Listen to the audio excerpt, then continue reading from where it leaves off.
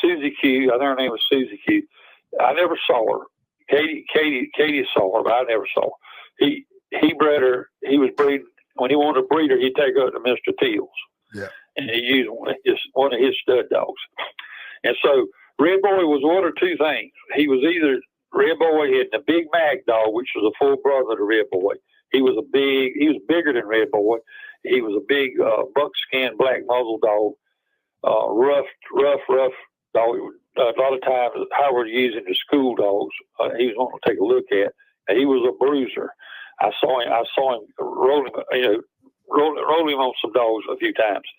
Well, then there was RedBoy, and so Wilbur Martin. This is his name. That's the actual original owner. I would say the one other than Mr. Till, if he had him, he was the original owner of the RedBoy dog. And so it was one or two things. He either went down there and bought RedBoy as a puppy from Mr. McLeod, or maybe Big Mac and RedBoy were stud feet the pups, given back to Howard. Yeah. And Howard might have given RedBoy, because he gave, RedBoy, Mr. Till gave me a pit bull. I wanted a pit bull, a young man. He gave me a beautiful buckskin pup. He didn't give me no papers. He just gave me the dog. Yeah. And then the RedBoy dog, that might be how Wilbur got RedBoy, one way or the other. But Wilbur had the papers on the dog. And I'm sure he never would give it to Bass after Wade Bass finagled him. Because he did not, I didn't know all that till me and my Andy, I went there and visited him some. We visited him several times, and I think Andy bought a couple of dogs from him. And what he had on his yard was some La Posse Kobe dogs. He had some of that La Posse Tiger Jack, or I always want to call him Carver's Tiger Jack, but La Posse owned him, that Tiger Jack stuff. And he had some bullet dogs, some of them too. And then he had RedBoy. He had RedBoy, maybe he could have been anywhere from 14 months to, I don't know how many months old he had him, maybe 18 months. But he bred him. And I own one of those bitches. He bred RedBoy for Bass got him. And he bred him, and in fact, one of the dogs that we lost a hard match to, me and Andy Al, when first dog we tried to do, it was really an outstanding dog show. Was the dog I had was called Young's Liz. She was off of RedBoy and had a bullet bred dog, and the one that Rowell had was a male to that breed. They were black dogs, black and white dogs. I forgot. I don't remember what he called that dog, but that's the one he used. And then later, let's see, they were trying to. When you get married, you start wondering. They were. If you go to the Pitbull Bible database, actually sometimes you can enter the name and put APBT. And sometimes it'll pull up those pedigrees online, and also on the I used to call it California Jack site, off of his site. It'll come up. But I listed all the siblings of the RedBoy dog, all of his siblings. I had one of them, a full brother to RedBoy. Some of them came red nosed like him. Miles on that dog, originally Miles Bouncer, he was a Tiger rental. And then there was Mr. McDougal had one called Happy. There was a crippled man named Theo Hendricks. He had one called Sandy. He was a red-nosed dog too, but a real light red nose. And he might have been. And then that Ford boy, he had one, a big dark buckskin, black muzzle. He had one of them. He was a big dog. I forgot what he called him now, but the boy's name was Ford. Last name was Ford. And I saw the Happy dog at the same time we did the Hank dog. They brought Mr. McDougal brought that Happy dog over there, and that dog, he was blind. he'd gotten on somebody's pet, and Mr. McDougal hit him behind the head with a 2x4, and it blinded him. But I always liked him. I always liked him overall out of all them dogs. I just liked the smaller dogs, and he was a good-looking dog. They rode him stone blind, and he'd get it on. And when they'd scratch him, he'd smell for the dog. He'd run into the side of the pit and smell for the dog. And the whole time I ever heard Bass say something like he said, we're probably going to hell for doing something like this to this dog. Dang. So they were gang acting dogs, and no question about it. The reason I didn't use any of them was because I already had the dogs that I had. They had good air. Those particular dogs. Katie started really heavy inbreeding them off of RedBoy. Mm. They had good air, but they didn't show a lot of mouth. I ain't saying every one of them was like that, but they weren't showing any mouth. And they didn't have, when you'd walk them, they didn't have that strong tensile pulling strength. Yeah.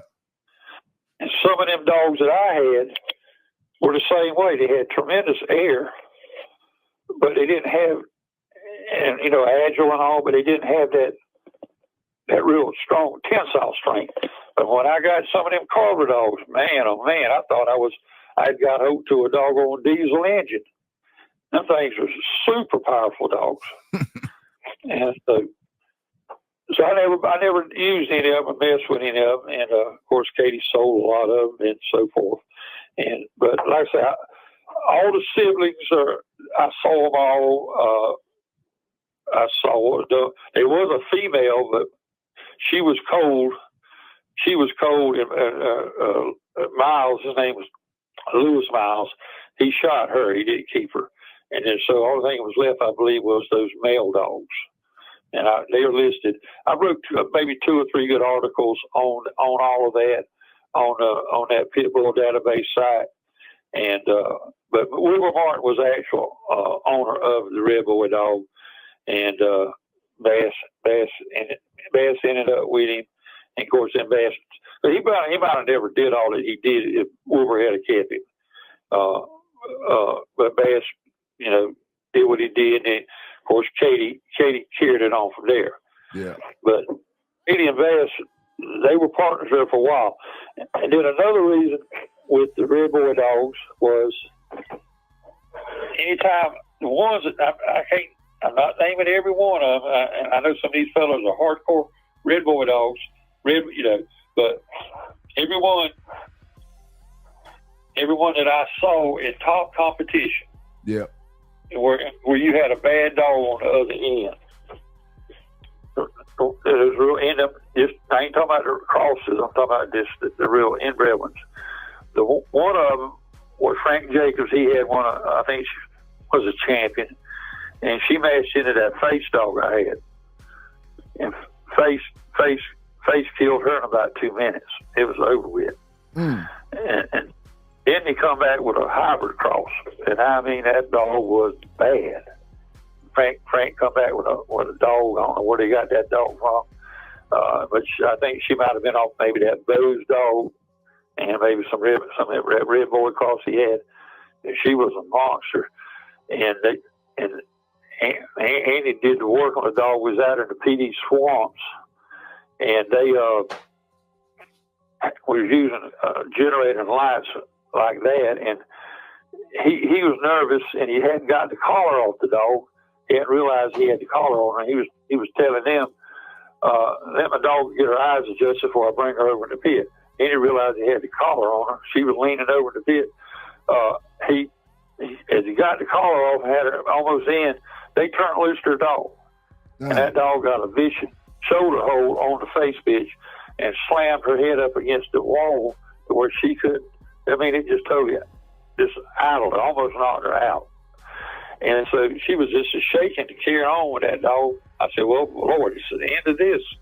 And she, I don't know how she did it. She got up on her feet and she pulled her shoulder out of that dog's mouth did a turn and went right back up. I thought she was gonna go into the back legs, but she wouldn't do that. But she come around and went right up in that dog, where that dog's throat touches the chest bone, breastbone or whatever. Pushed her right back up in the corner, and she brought it together. And that dog just leaned its head over like it went to sleep, dead. Dang. And so that was two there. And then the other one, this is where Bass he grabbed up the what do you call it, the money they take, the gate money. He took up both times. He took up the gate money, and then when he saw what was going down, he jumped in the car and run off down the road. That's when everybody quit fooling with him after that. And then later, he wasn't long after that, he died of a heart attack. And of course, Katie in it, she got the dogs, all of the dogs.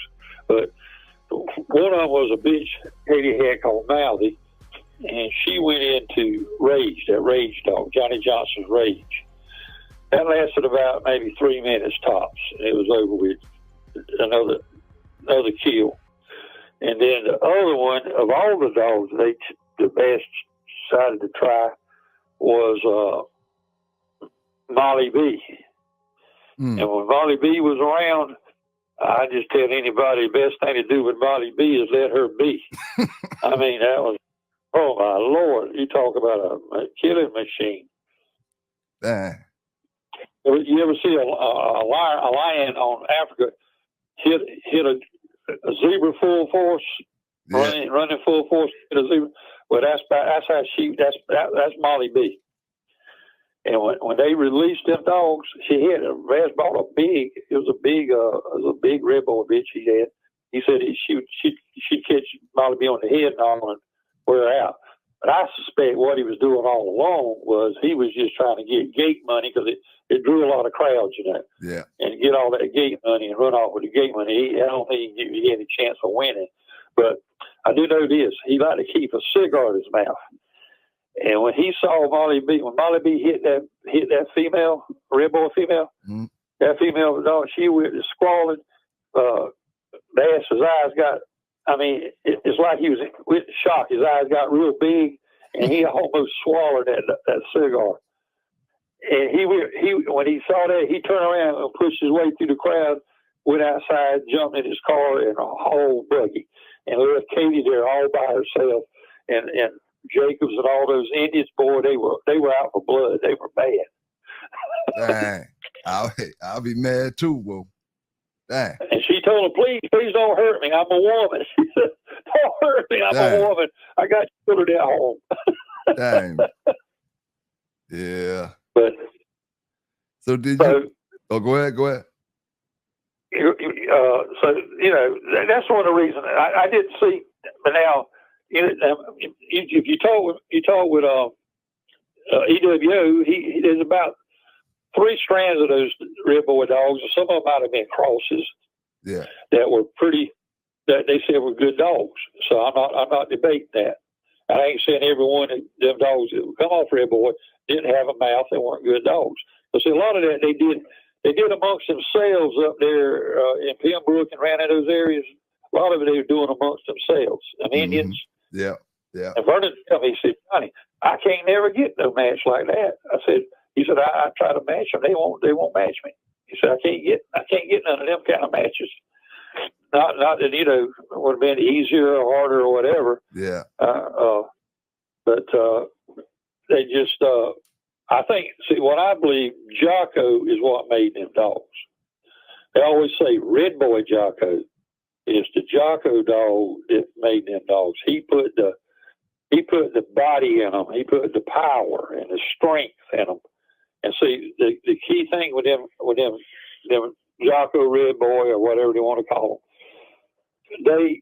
if you had a 45-pound Jocko RedBoy dog, it weighed 45 pounds. A lot of these local dogs, if you brought in a 45-pound dog, weighed the same weight, that Jocko dog, he'd be probably 6 inches longer. He would be taller. I mean, just a bigger dog. Yeah. It's kind of like your heavyweights, They really could weigh, some of them could weigh 250 pounds and look normal.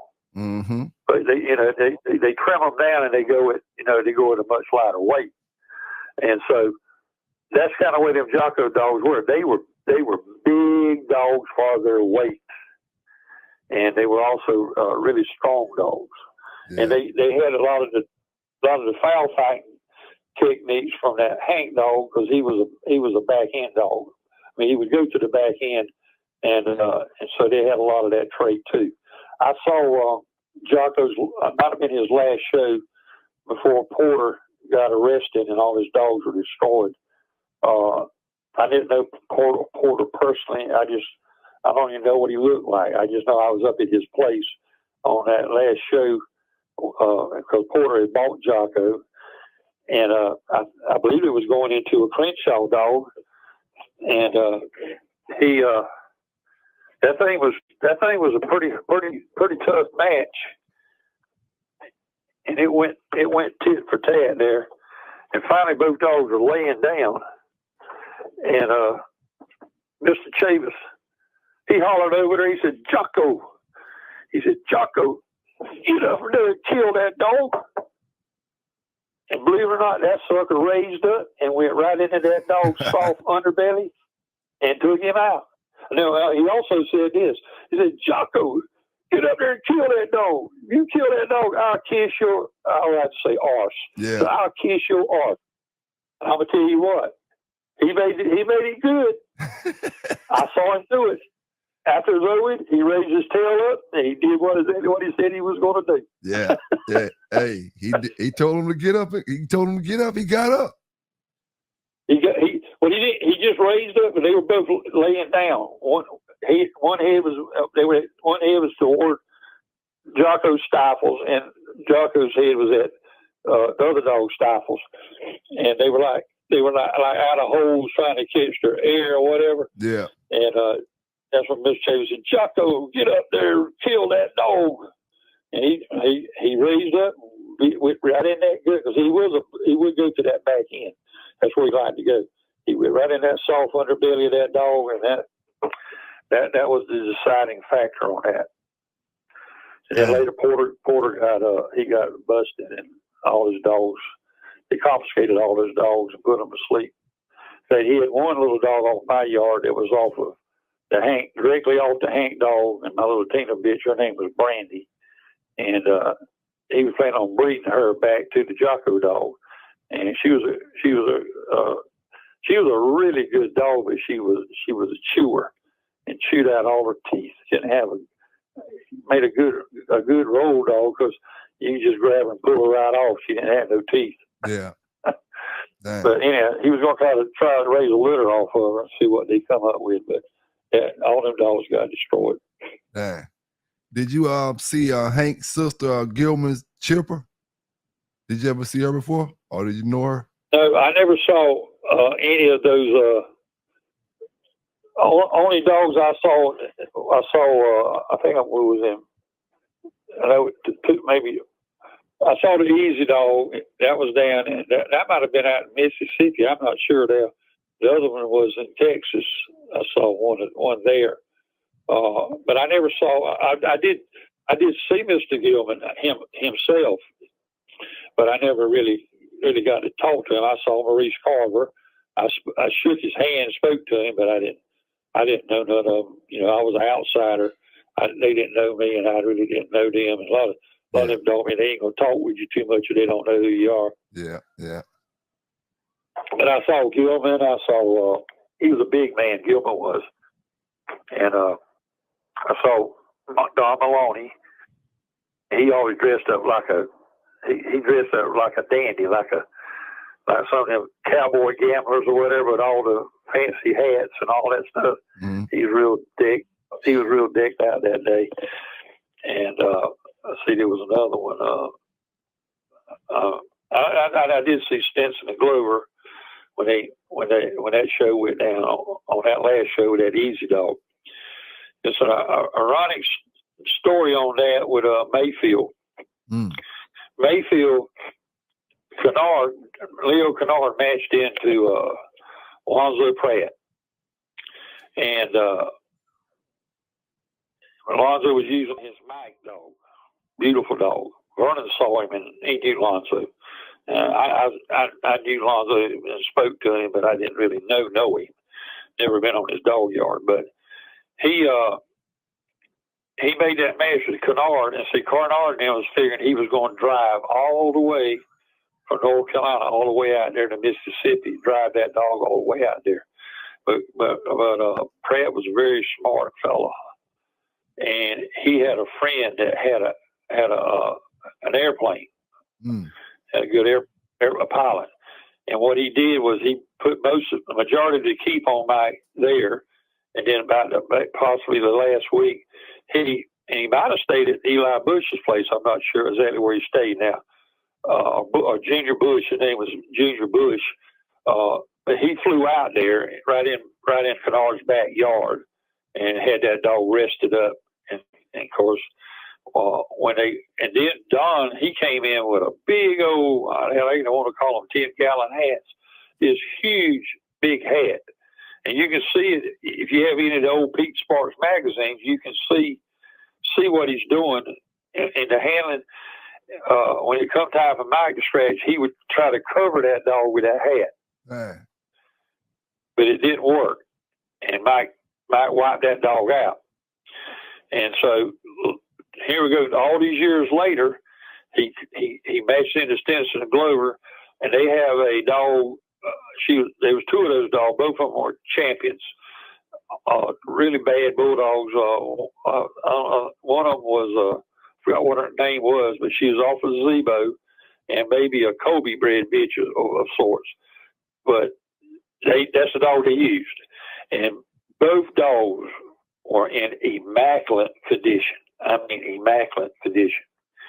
And but the problem with Don's dog, she liked that front end, and you don't go into a Pratt, Alonzo Pratt dog back then that just wants to do the front end. Yeah, you better have something that eat that head up, and maybe go to the back end.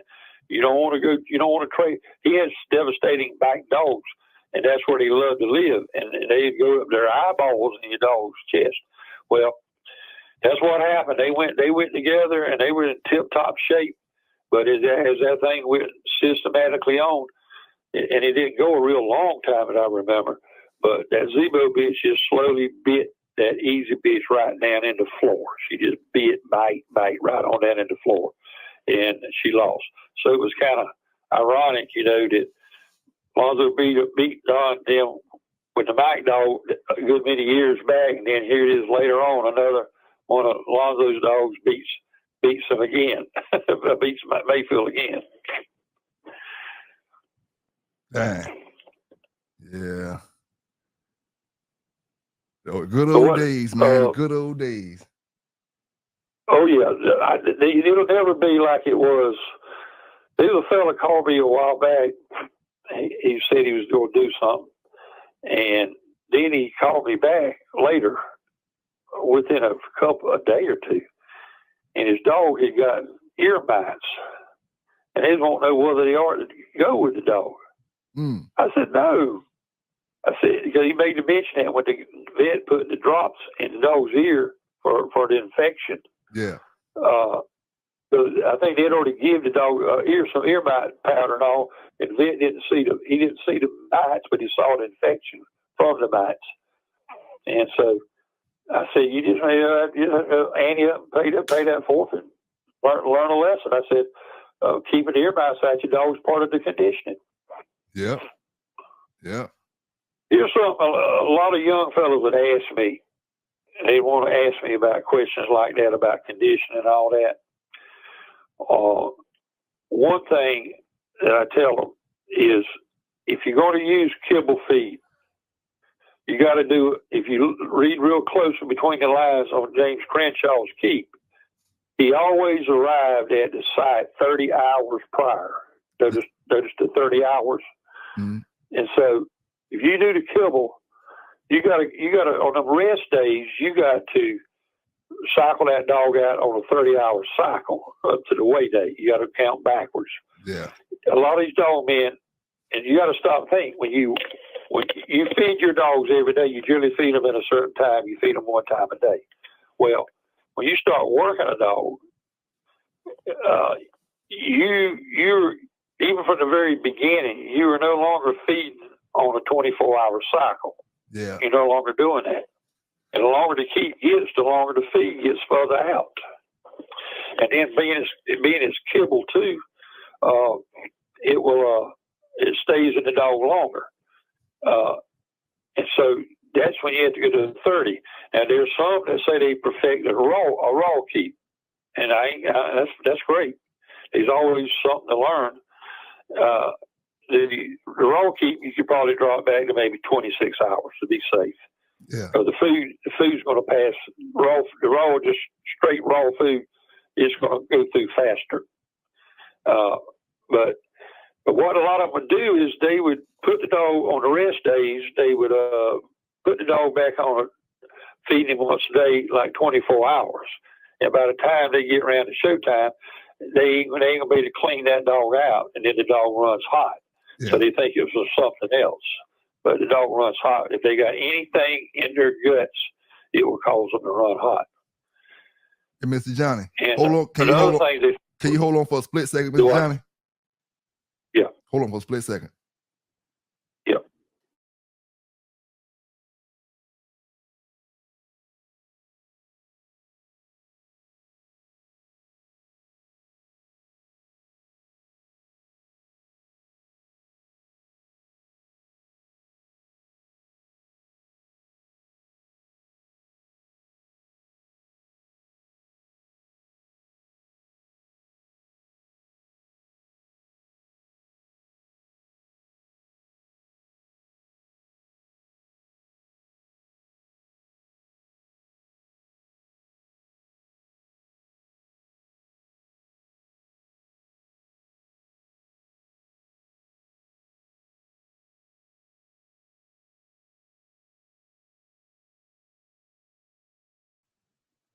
I'm back now. Sorry about that.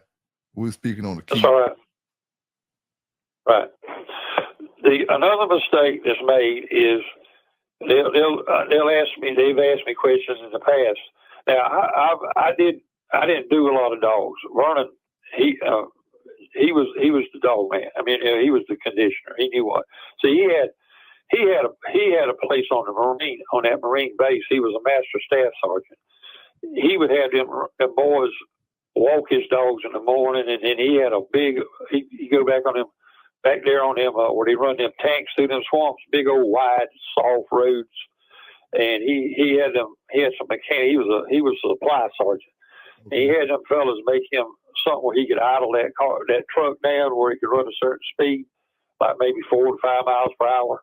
And then he had them in the metal shop. He had them build him a thing that went over the hood of the truck, and an arm went all the way out where the dog was attached to, sort of like what you do on a swinging Jenny. And he had it set up where he could release the hook if he wanted to, and the dog would be far enough from the truck, and he didn't worry about him running up under the truck. And he'd take them dogs down through there and just jog them, just steady jogging by. He'd lope them some and jog them some. And then if a possum or something crossed that road, that dog would see the eyes shining on that possum. You see him hit that, he'd bring that line real tight.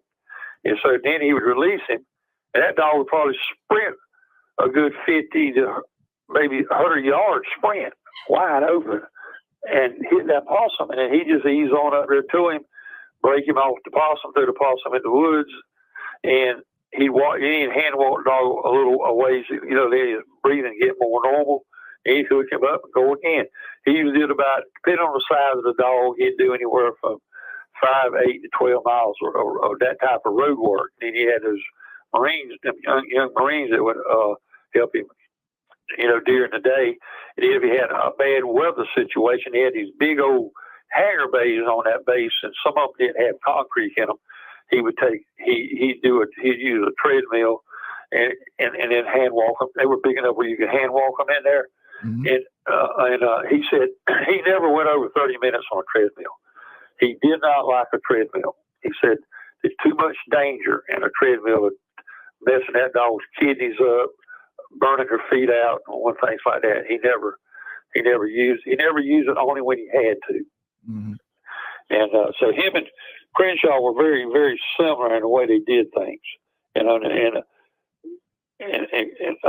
thing they'd ask me, and people don't take it into account.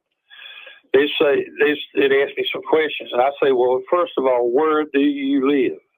Yeah. What part of the country do you live in? And if they lived up north, I said, well, that's cold weather up there in the wintertime, right? I said, well, you're going to have to use a higher protein and fat type feed to keep that dog warm in that kind of climate. Yeah. And then the other one was, up to down here where we at, particularly in the summertime, you would use lower protein and lower fat if you're going to go with the the kibble, add the kibble. And so you got to ratio that stuff out. And then I also advised them, I said, don't ever go over 500 miles in any direction. Because if you go much further than that, and the dog travels, a lot of them dehydrate. Yeah. If you drive too far with them, they'll get dehydrated. Mm-hmm. And so I would tell them that, they think I was crazy. And they probably found out the hard way, though, if they ever had got in that situation. Yeah, and see, around here, and the other thing I would tell them about is what kind of bloodlines you got. If you got a lot of them Eli, Boudreaux kinds of dogs, they're going to be a lot of them going to be hard bite barn stormers. Yeah. I said, you don't bring that sucker out in the hot summertime. Mm-hmm. And I said, you don't pull him as tight either. You pull him about 3 ribs and leave a little back on him, because you want him strong as he can be. But you don't pull him raw. You don't raw bone the dog. Yeah. And I said, personally, I love the Daibo strand of dogs. I always liked them. I said, but they ain't necessarily deep game. And I said, if you want to know for sure if yours are deep game, and of course, EWO told me he knew one fella that had some of them, that they were deep game because that guy checked them hard. I said, I tell you how you can find out how game they are. Break him out in the summertime, put some wind in him, bring him out in the summertime on a bigger dog, and let him get extra hot and see what happens. Yeah. I said, if he goes on, because that's what Bass over RedBoy, he checked him in the hot summertime. Yeah. You know, you can go on that summer. There's different styles of bloodlines, different styles of dogs. And a good dog man knows the styles and the strengths and the weaknesses. And they have a real powerful, strong, hard-going dogs. They best for the wintertime. And them good lanky dogs that you can pull lean. And like a lot of RedBoy dogs, they would fare better during the hot weather. Because that's what Katie would do. Them boys would come out of them mountains, and it didn't really much matter if they came in the winter or if they came in the summertime. But she wanted them in the summertime, and they'd drop that out of them mountains. And one of them I was with too. Them guys' dogs were sitting out there under the shade trees, and they were just a hassle. Their tongues was out of their mouth. They were not used to that kind of weather. Katie would whip them. Yep. Not used to the weather. Yep. So all that plays a factor. Mm-hmm. And down here where me and you live, a cat meal's fine. I don't have nothing against a cat meal. I like a cat meal. But how many dogs you know run them? Yeah, you're right about that. I don't know of any that run them. And I had an 80-foot one. And also, it gets cold down here with this humidity. And I'm standing out there. That type meal works the best in desert weather, like down in Texas and places like that. Yeah. And it's a very good way to do it. And of course, you got to know how to build it and how to set it up right. But I'm standing out there in the cold. I mean, it's cold and that dog running and the wind's blowing on us. I said, I don't know we ain't gonna be doing this a long time. Mm-hmm. And so what I had to do is I built me about an 18-foot round table. but I built it differently than what most people build them. I used a whole rear end of a positive traction rear end with the hog head gears in it. Everything was intact, and I built it out 18 foot, and I padded it. I didn't over pad it, but I padded it, and I was able to see some Middleton. He worked for Sunoco, and he could get that felt, that cotton felt that they used to whatever they used it for. And I got a bunch of that. That's what that felt won't burn a dog's feet like carpet will. And so that's what I used. And it run knee high. I could sit down in a chair, and the table was knee high to me, and I could touch the dog, handle the dog. And so I would use that and hand walk it. And I beat with a dog Roy Braddock had. He had a heck of a dog called Mr. Clean. Solid white dog, red nose, yellow eyes, red toenails. And he's in the pedigrees on that site that I was on. I put his pedigree in there. He was a heck of a dog. He was something else. And we went into Lonzo Pratt, and me and my wife worked McLean. We worked him 3 times a day. We did a lot of hand walking. She would hand walk him in the morning, and I know I get up early in the morning, hand walk him, hand walk him out about in the middle of the day. Then when I come in that night, I would hand walk him and do some table work. Mm-hmm. And we had him in good shape. And them rascals, Atlas brewing that bunch. Well, we went under, so we went all the way up there to them. And they rode us around in them hills, around and around. They knew exactly where to go, but they rode us around most of an hour. And McLean got sick. And so Roy, he's all bad, upset, and they didn't even want to weigh the dogs. They didn't even weigh them. And there was Lonzo with his dog sitting in his corner, ready to go, resting and whatnot. And with all that, when Roy was bringing McLean over into the pit, he turned loose on us, and he got a good chest hold, and it looked bad. And then that old McLean dog just reached over there and caught that dog by the nose, pulled him out. Then he grabbed him into deep down in the burr of the ear, and he just worked on him. And it probably didn't last 20 minutes. That dog wouldn't scratch. He was over with. Dang. And I'm going to try to think. What the other was with that Hank dog, me and Andy Al. Did him to go into that, but so I didn't do a bunch of dogs. Yeah, because I couldn't take the chance of. I had a very good job, and I stayed in the background. I understand that. Yeah, I let Vernon get all the glory.